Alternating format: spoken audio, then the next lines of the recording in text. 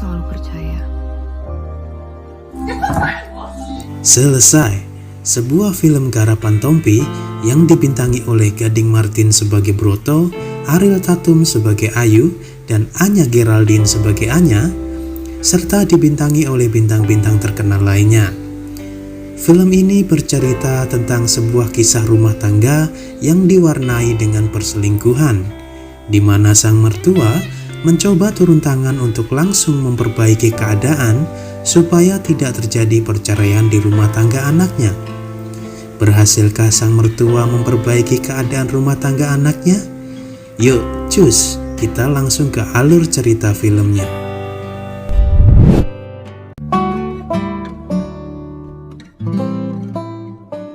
Film diawali dengan suasana pagi di rumah Broto dan istrinya yang bernama Ayu, di mana Ayu yang sudah terbangun terlebih dahulu sedang sibuk menyiapkan sarapan. Ketika Ayu membuka mentega yang akan dipakai membuat roti, ternyata sudah habis.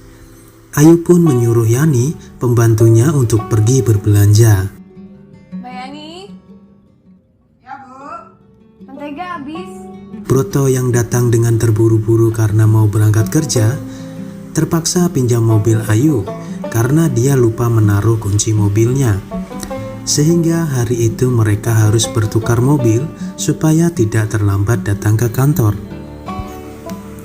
Setelah suaminya pergi ke kantor, Ayu terlihat murung seperti banyak pikiran. Yani yang melihatnya mencoba menghibur majikannya itu. Bu, are you okay?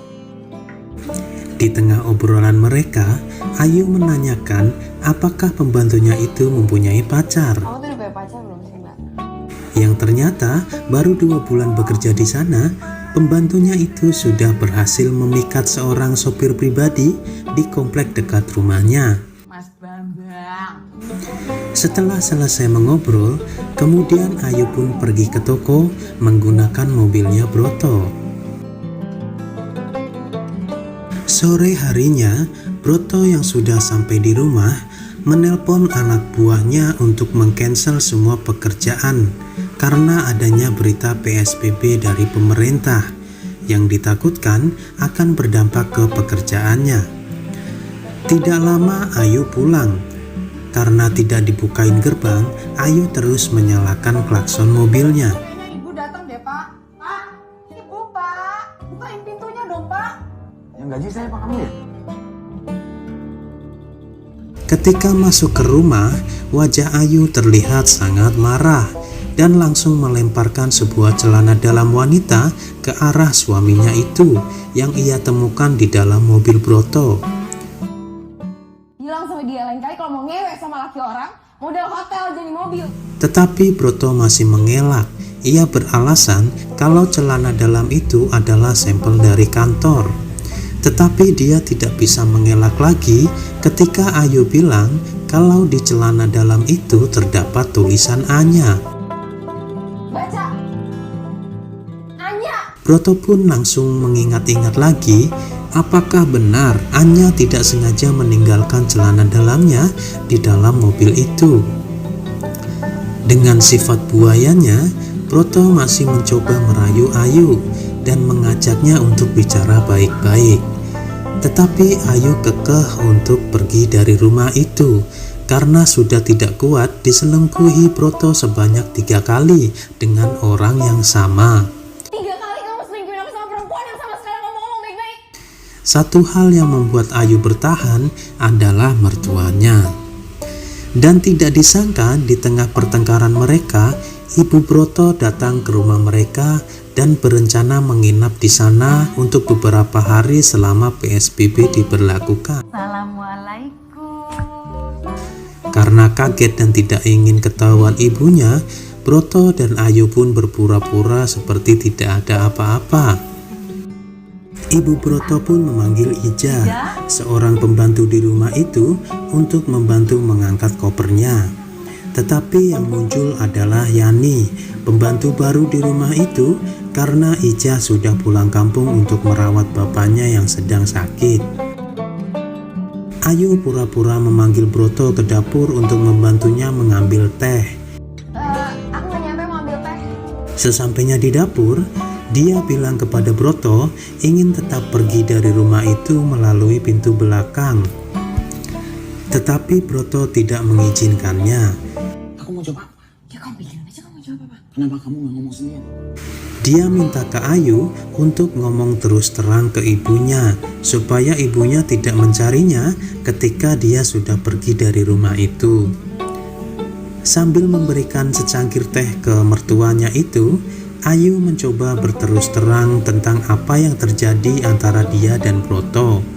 Tetapi ketika sudah membuka omongan, Ayu mengurungkan niatnya dan mengalihkan pembicaraan ke hal lain. Langsung berarti kita bulan depan aku cancel aja ya. Setelah itu Ayu pergi menyiapkan kamar untuk mertuanya. Ibunya Broto berpesan kepada anaknya supaya cepat-cepat punya anak karena dia ingin sekali mempunyai cucu. Ibu kapan dong dikasih cucu? Terlihat Yani sedang mencatat bahan-bahan yang harus dibelinya untuk memasak soto kesukaan mertuanya Ayu. Setelah memberikan uang kepada Yani untuk berbelanja, Broto masih berusaha mengejar Ayu untuk meyakinkan bahwa ini semua adalah rencana Tuhan. Di saat mereka ingin bercerai, tiba-tiba ibunya datang untuk menginap dalam waktu yang tidak sebentar. Tetapi ucapan suaminya itu pun diskakmat oleh Ayu. Orang sini pertanda dari Tuhan kalau kita nggak boleh cerai. Pertanda dari Tuhan kamu ngomong. Kamu yang top semuanya, ingat gak kamu sama Tuhan? Ayu pun memberikan waktu kepada Broto untuk memulangkan ibunya dalam waktu 3 hari, sehingga dia bisa pergi dari rumah itu tanpa diketahui oleh mertuanya. Di luar rumah, ada 2 orang dari kelurahan sedang menghimbau warga untuk tidak keluar rumah sambil memasang stiker segel di pagar rumah Broto. Broto pun mulai cemas. Dia langsung menghubungi Anya melalui WhatsApp. Tidak lama, ibunya menghampiri dirinya untuk menanyakan keberadaan Ayu. Di saat yang sama, sepertinya ibunya sedikit menaruh curiga dengan tingkah Broto. Tidak hanya Broto, Yani pun mulai cemas karena tidak bisa pergi keluar rumah. Dia pun menghubungi Bambang pacarnya, yang ternyata Bambang sudah ada di luar rumah dan berusaha memanjat pagar rumah untuk bisa masuk. Sementara Anya yang sudah kangen berat dengan Broto meminta dia datang ke apartemennya. Karena tidak bisa keluar rumah, Broto pun menggantinya dengan video call dengan Anya. Dan tidak hanya itu, Broto juga memberikan dance terbaiknya untuk menghibur Anya. Setelah itu, dia menanyakan apakah Anya pernah ketinggalan celana dalam di dalam mobilnya. Tetapi Anya merasa tidak pernah kehilangan celana dalam, serta dia tidak pernah memberikan nama di dalam celana dalam dia. Di ruang belakang, Yani mencoba menyembunyikan Bambang di dalam kamarnya supaya tidak ketahuan oleh majikannya dan memintanya untuk tinggal di sana selama PSBB diberlakukan. Setelah itu, dia meninggalkan Bambang di kamar dan mulai memasak makanan untuk ibu mertua Ayu. Keesokan harinya, Ibu Broto mendatangi kamar Broto dan Ayu sambil membawakan sarapan spesial penambah kesuburan untuk mereka berdua. Selain itu, dia juga mengajari Broto dan Ayu posisi yang bagus setelah berhubungan supaya cepat punya anak. Setelah ibunya keluar kamar, Broto yang masih curiga kepada Ayu menelpon temannya yang bernama Anton untuk meminta tolong mengecek histori panggilan dari nomor Ayu. Tidak lama, Broto pun mencari Ayu dan langsung menuduhnya selingkuh serta menuduh Ayu sengaja menjebak Broto dengan menaruh celana dalam di mobilnya supaya bisa bercerai dari Broto. Sayangnya, Broto terlalu kebawa emosi tanpa mendengar penjelasan dari Anton, karena nomor yang sering menghubungi Ayu ternyata nomor Broto sendiri. Dan tamparan Ayu pun langsung mendarat di muka Broto. Tidak lama, Anton kembali menghubungi Broto dan memberitahukan bahwa Ayu mempunyai nomor telepon satu lagi yang tidak ia ketahui. dan ada satu nomor yang sering dihubungi Ayu menggunakan nomor itu. Tidak lama Broto pun langsung menelpon nomor itu, dan tidak diduga orang yang sering dihubungi Ayu adalah Dimas, adik kandung Broto sendiri. Seketika Broto pun kembali marah dan mencari Ayu. Mendengar suara teriak-teriak dari Broto, ibunya pun menghampiri mereka berdua. Akhirnya mereka berdua membuka semua permasalahan yang selama ini mereka pendam di depan ibunya. Tanpa diduga, ibu Broto bilang sudah mengetahui semuanya. Ibu sudah tahu semua. Ternyata selama ini dia meminta orang kepercayaan kakek Broto untuk mencari informasi. Selain itu, ibu mertua Ayu itu pun mengetahui kedekatan Ayu dengan Dimas. Karena pernah melihat dengan mata kepalanya sendiri, Ayu mencium Dimas. Selain itu, ternyata Yani sang pembantu adalah orang suruhan ibu Broto untuk menjadi mata-mata di rumah itu, di mana pembantu sebelumnya sengaja diberhentikan oleh ibu Broto.